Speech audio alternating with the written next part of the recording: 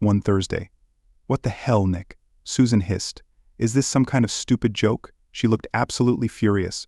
We were sitting in the sun outside a Starbucks in Dunlap, a couple towns away, and luckily all the neighboring tables were empty. I held my hands up in a calming gesture. Susan, does it look like I'm joking? Is my face signaling, my gosh, we're sure having fun here? For a minute she just stared at me, gradually calming down and losing the color in her face. Finally she quietly asked, "How did you know?" I told her everything I knew, at least briefly, then played a couple minutes of tape. Tuesday 2 days ago. You never know how you're going to react, can you? If you got a call saying your mom had died of a heart attack, would you know what you would do first? Or if you saw your child get hit by a car? God, I don't even want to think about that. But would you scream or kill someone or freeze in place? How would you know? I can't say I was stunned because I wasn't, not in the last couple minutes before I discovered them. I pulled into Appletree Court, planning to make a quick stop to pick up a folder I'd mistakenly left in my home office. It was past noon, and I was thinking of stopping at an Indian place on Cheviot Road on my way to work. I left my car on the street, not bothering to go into the garage. As I approached the front door, I suddenly felt something strange, something akin to a mystical shiver. And instead of going in right away, I quietly unlocked the lock and opened the door and stood in the hallway for a moment, listening. Shit. There were sounds of sex coming from upstairs. It had to be Renee, even though she'd told me she was working a part-time job that day. She's a part-time teacher in New Baltimore a couple days a week. I took off my shoes and walked quietly down the carpeted steps, down the hallway to the guest bedroom. The door was open, and I cautiously peeked in. Renee was sitting on top of the guy, her back to me, and making a lot of noise. However, no more noise than she'd ever made with me. I didn't scream, didn't cry, didn't start cursing, didn't run into the room, didn't hit anyone. I stood in the hallway, frozen for maybe a minute. Come on, fuck me, Renee's voice sharper than usual, the way she sometimes spoke to me. All I could hear from the guy below her was a grunt. I just, stood there, and then walked quickly and quietly down the hallway to my office, pulled out the voice recorder I used to dictate notes, turned it on, and stashed it neatly on the countertop next to the guest room. Then I picked up the folder I was picking up and left the house. They never knew I was there. Before I left, I looked in the garage. Renee's car was there, and as was the blue Camry that belonged to Danny and Susan, the neighborhood couple that had been part of our group of friends when our kids went to kindergarten together. Renee opened the garage door, let him in, and closed it again. This is not the first time they have done this. Surprisingly, I didn't even get mad. Or should I say, I'm not mad yet. I ate my lunch at an Indian restaurant, barely tasting it, and then went back and had a productive day at the office. Finishing up 2 pre-trial motions and preparing for the big interrogation next week. What's the point of that? I guess I just shoved it somewhere far, far in the back of my mind, the ultimate act of classification. I need to learn more about what's going on beyond the obvious, and somehow I've hidden the rage and sadness somewhere in the depths, letting them stand off until I have time to deal with them. As I walked through the door, I saw Vera and Ben on the swing in the backyard and Renee poking her head out of the kitchen to smile at me. "Hi, honey." She was wearing the same outfit she always wears to class, a plain skirt and blouse, and she was also wearing the colorful apron we bought in Mexico.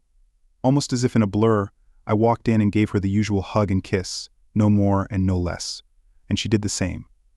She was cheerful and lively, almost normal, but there was some tension that I wouldn't have noticed if I hadn't been looking closely. "The kids really wanted tacos today. They'll be ready in about 10 minutes if you want to play with them a bit first." Her warmth, the completely typical affection I felt from her, completely overwhelmed me.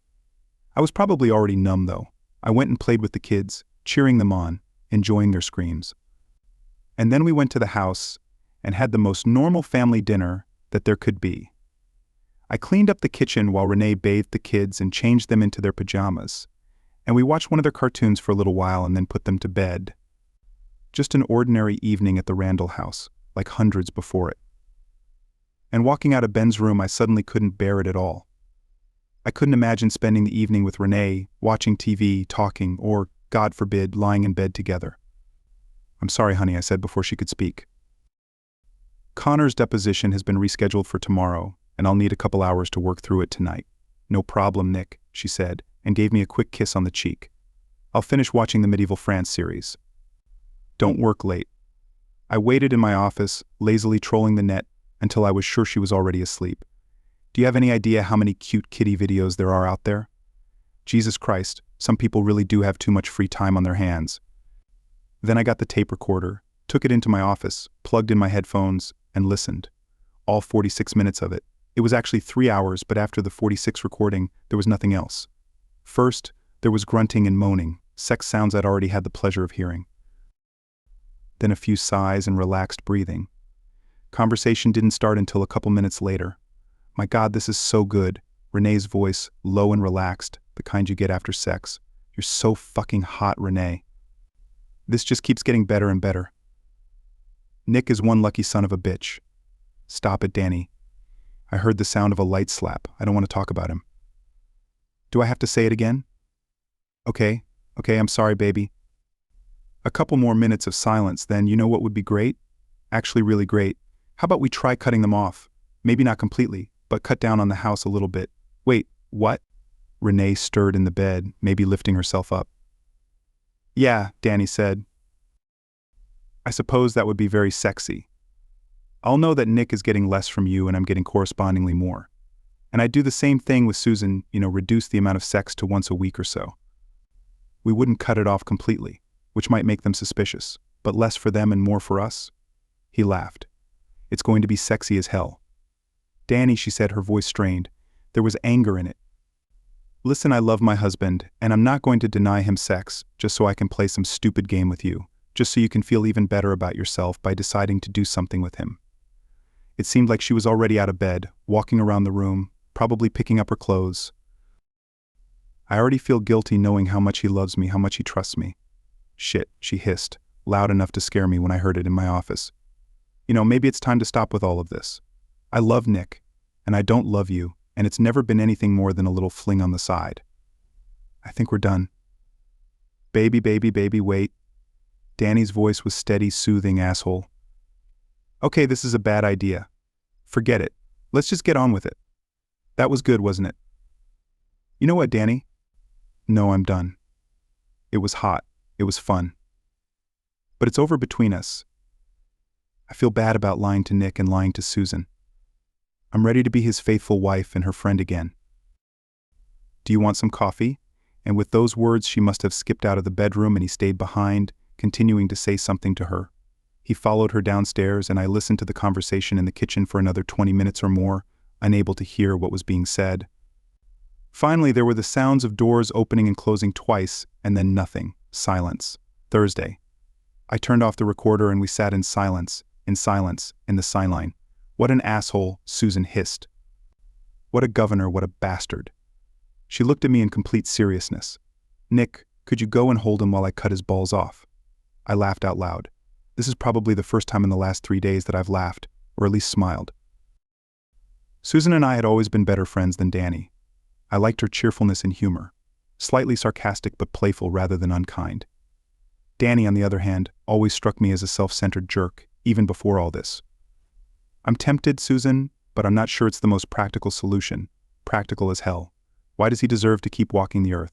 She was crying, but she was laughing at the same time, was as grief-stricken as I had been since Tuesday, yet acted aggressive and funny at the same time. I admired her. Jesus, Nick, what are we going to do? What are you going to do? You had a couple days to figure this shit out. I have some ideas, I said, but first I want to know, is it really over? There's a difference for me. But how big a difference? I don't know. She nodded. And how are you going to do that? I said, I've got a wiretap on her phone, voice recorders in the kitchen, and upstairs. They can't meet at your place, so I guess whatever happens will be at our house. Susan nodded again. She ran her own small business importing textiles from home, so our cheating spouses don't go there. Let's meet back here again in the same place in a week. I'll pretend I don't know anything. It won't be easy, but I want to know if the bitch really did cancel. After that, we can decide what we're going to do, okay?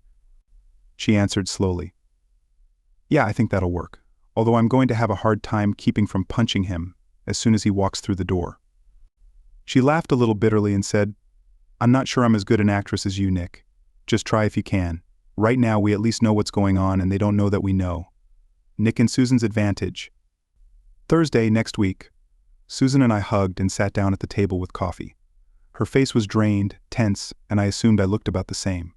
"They're done," I said immediately. It wasn't necessary to keep her waiting to hear it.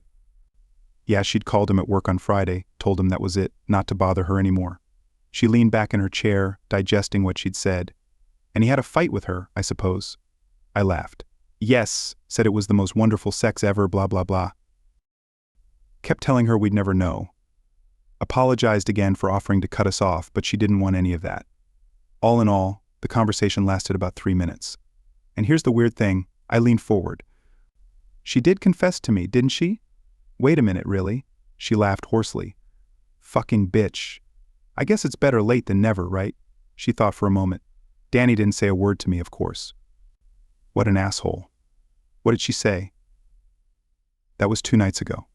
All weekend she'd been weird. Quiet, but at the same time more affectionate than usual. A light touch on my shoulder as she walked past me.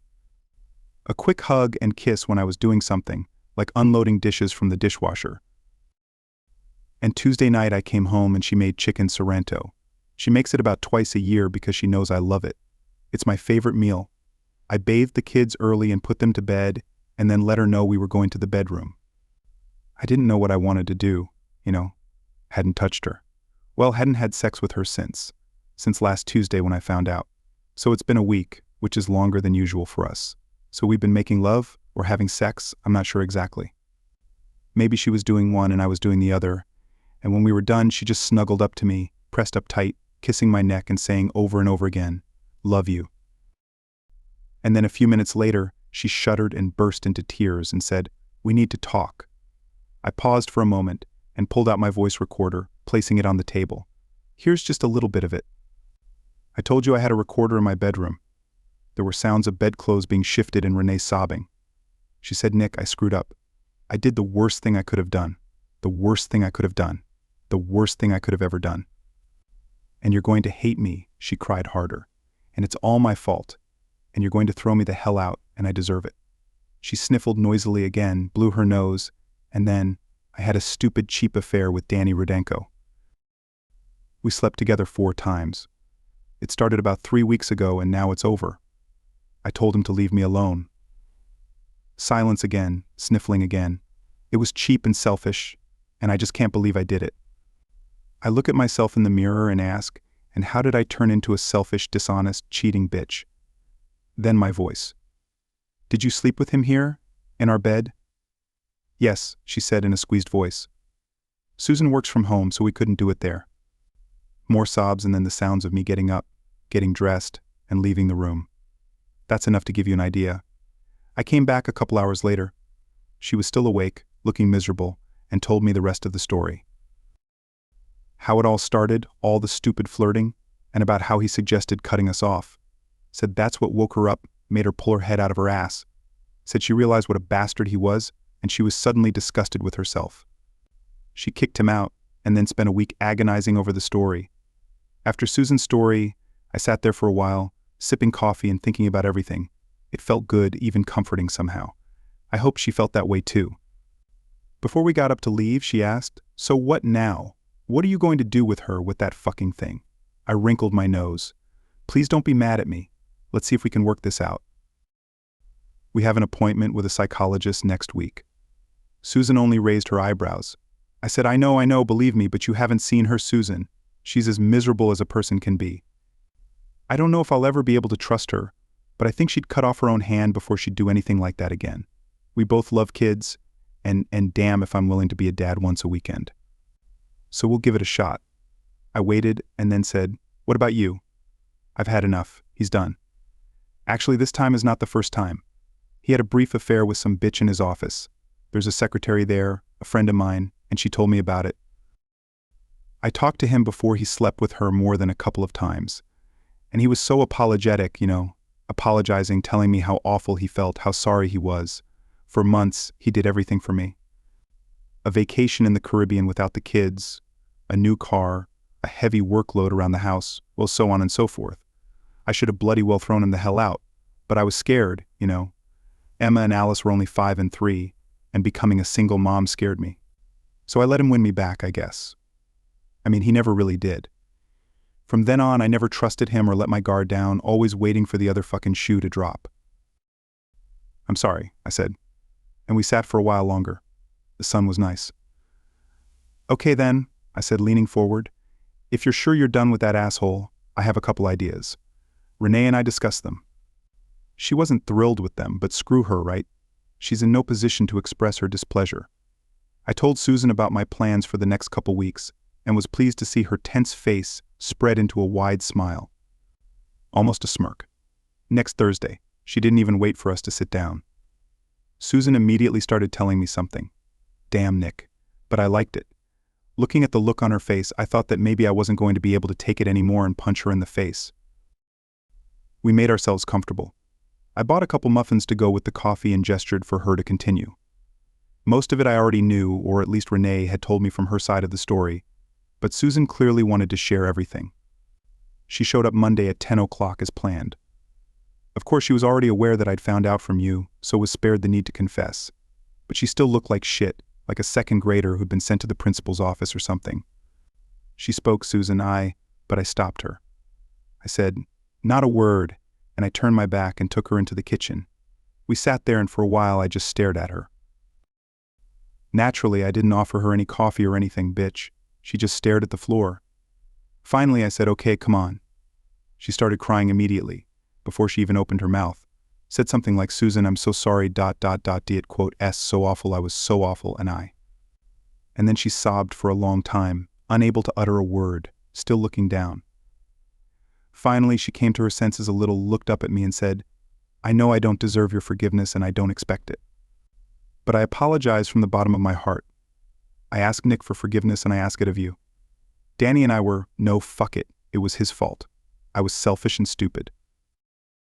I stopped thinking about you and Nick and anything but my own fucking teenage ego. It was the worst thing I've ever done in my whole fucking life. It was a lot less coherent there, Nick, but you get the gist of it. She squeezed out a few more sentences, basically the same thing. Then we sat for a while. She stared at the floor again. Susan looked at me almost defiantly, and I have to say, I liked it. Sure, I'm still mad as hell at her, but she was absolutely miserable, and we both know she deserved all of it. And seeing her like that helped. Somehow, I nodded. Believe me, Susan, I understand, I said. I had also been enjoying Renee's suffering a little in the last few days. It didn't get rid of my own rage, but it helped. We sat in silence for a couple more minutes, Susan continued, and then I said, okay, Renee, you can go. I walked her to the door, and as she was about to leave, I said, you do realize we're never going to be friends, right? She just nodded, mumbled something, and I continued, but I'll be friends with Nick, as friends as I want to be. She looked at me slightly alarmed, and I just gave her my best nasty smile and pushed her out the door, and then went back inside and ate a very large piece of gorgeous chocolate cake from Boulangerie's. I laughed. Any kind of friends, right? I'm sure it hit her. Susan and I knew that revenge was out of the question. We don't feel that way about each other, even though I like her a lot. The prospect of continuing to talk to her, just as a friend, made me smile. And then I said, well, I guess we're ready for the grand finale, right? Next week, right here. I'm actually amazed at how you managed to play this game for so long, Susan. I'm not sure I would have been able to. Well, yeah, she growled.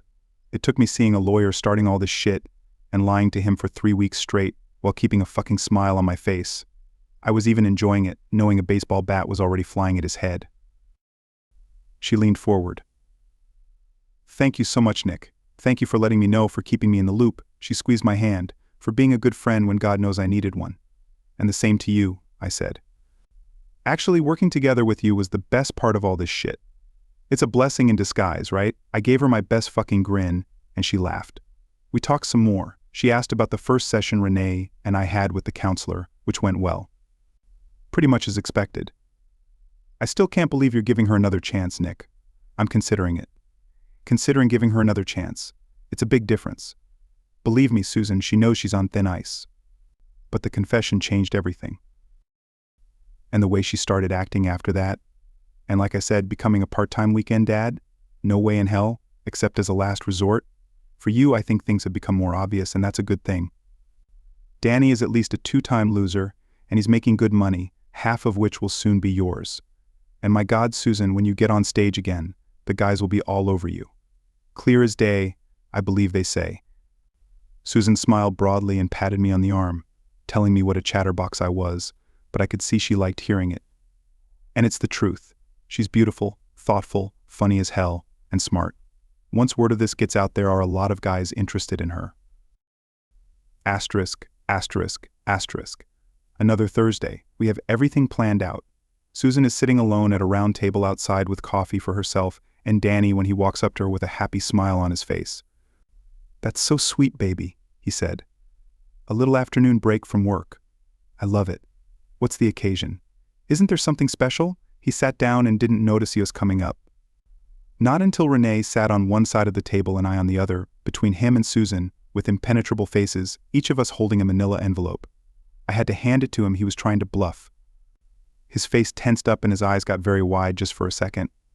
Then he flashed a cute smile and said, "Hey, look who's here." Hey guys, what a nice surprise. Come to think of it, the part one liked the most was the next part. When we all sat there, silent, no smile, just staring at him, watching him try to figure out what was going on, who knew what, and how to play it. He knew he couldn't let the silence last too long, so he said, "Did you guys decide not to go to work either? Is it someone's birthday or something?" We stared back at him in silence, watching him squirm. Damn, I was enjoying this. He tried again. "Can I get you some coffee or something? Nick, you want it black, don't you?"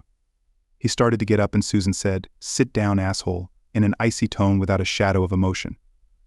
Danny froze, looking at her, and then slowly, uncertainly sat back down.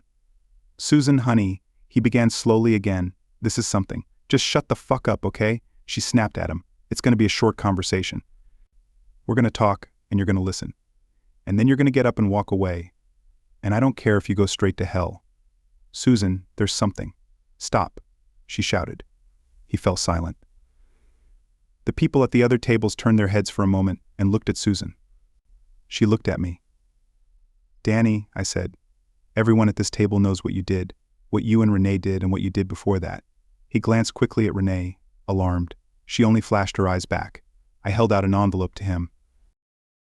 "These are the divorce papers. Get yourself a lawyer. Susan's divorcing your cheating ass. The locks on the house have been changed and your stuff is in the garage. We helped Susan move them this morning." Before he could say a word, Renee handed him a second envelope. "This is a copy of your prenup. Everything will be quick, easy, and civilized. You'll also find a picture of your father-in-law holding his favorite Winchester rifle. I'm guessing he's expressed an interest in showing you how it works, should any complications arise." "Wait, you can't," mumbled Danny. We watched him in silence. After a moment he turned to Susan, his face contorted in an attempt to apologize. "Susan, honey, I realize it was awful," but she jumped to her feet, grabbed her coffee, and pretended to pour it on him. He flinched. Then she said, "Goodbye, Danny," and walked away without looking back. Asterisk, asterisk, asterisk. Last Thursday. Susan smiled widely when I said, "I really liked Andre." Earlier that week, the three of us had dinner. Susan started dating Andre about 4 months ago, and things seem to be going well. He really likes you too. He thinks you're smart and funny. Good company. She sipped her coffee. When I told him the whole story beforehand about Renee and Danny and everything, he just couldn't believe you were still together. He said Nick is a better man than I could ever be. I laughed. About that, I don't know. She's still fucking going out of her way to make it up to me, you know. Almost a year. Back massages, weekends without the kids, nice dinners, a couple Reds tickets. I got serious for a minute. It hurt like hell, Susan. You know, I hardly need to tell you this, but every time I do, it hurts less and less. And even though we don't have the marriage we once had, we still have something very good. Maybe it's getting a little better, and I'm still in the house with Vera and Ben. Leaning forward, I asked, "How are your girls doing?" "They're doing fine. I'm a little surprised this hasn't caused more problems. They hardly ever talk about him." The other night at dinner, Emma said, "It's funny, Mom. I still love Daddy, but I don't really miss him that much. We see him every week or so, and that's fine. But I don't really miss his presence here in the house. She's still going out of her way to make it up to me, you know." I looked at Alice and she silently nodded her head, saying, "Yeah, that's right. So I guess I shouldn't look for problems where there don't seem to be any." We sat together in the sunshine for a bit longer, just chatting, enjoyed our coffee. As we were getting ready to leave, Susan said, "Thank you, Nick, again." I mean it, for everything, for going through this with me, for being my friend, for everything. I feel the same way, Susan. We both had those damn lemons dumped on our heads, and together we made a pretty decent lemonade out of them. I picked up my coffee cup and laughed. Here's to lemonade.